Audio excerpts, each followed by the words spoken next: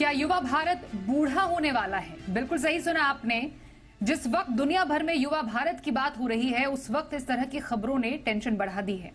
दावा किया जा रहा है कि 2047 में जब देश विकासशील राष्ट्र से विकसित राष्ट्र हो जाएगा, उस वक्त भारत बूढ़ा होने लगेगा।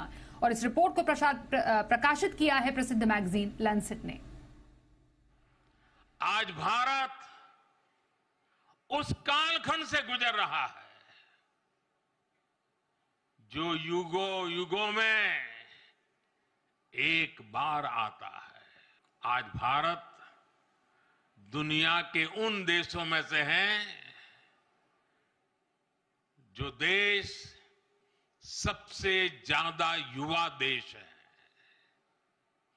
इतना युवा तो भारत अपनी आजादी की लड़ाई के समय भी नहीं था।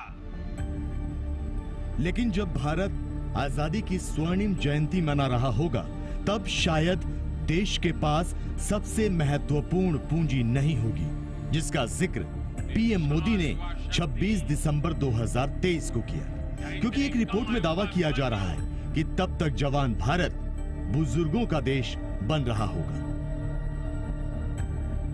भारत के लिए चिंता बढ़ाने वाली ये रिपोर्ट प्रकाशित की है शोध पत्रिका लैंसेट ने, जिसके मुताबिक भारत में प्रजनन दर लगातार घट रहा है।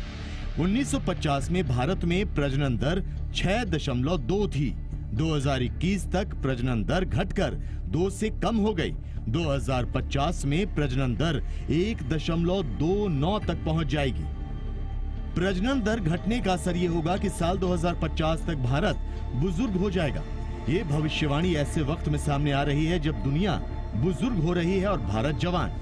इसके अलावा कई प्रजनन दर घटने के सामाजिक पहलू भी हैं। बड़े शहरों में बच्चों की पढ़ाई का खर्च भी ज्यादा है, जिस वजह से लोग एक बच्चे तक सीमित हो रहे हैं। कामकाजी महिलाओं की संख्या में इजाफा हुआ है। करियर पर फोकस ज्यादा है। शादी में देरी से प्रजनन क्षमता में भी कमी है। गर्भ धारण करने की औसत उम्र में लगातार बढ़ोतरी हो रही है।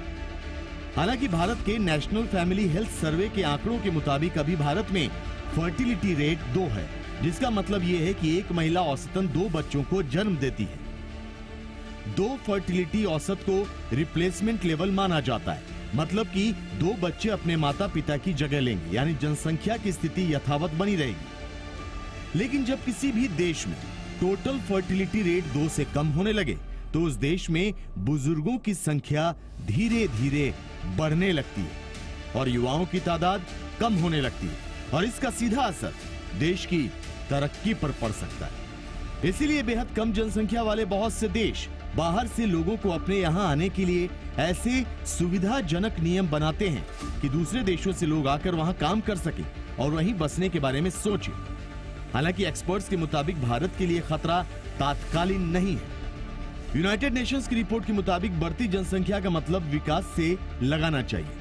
सबसे ज्यादा युवाओं वाले देश की असीमित संभावनाओं से लगाना चाहिए और इसे डेमोग्राफिक डिविडेंड यानी जनसंख्या लाभांश में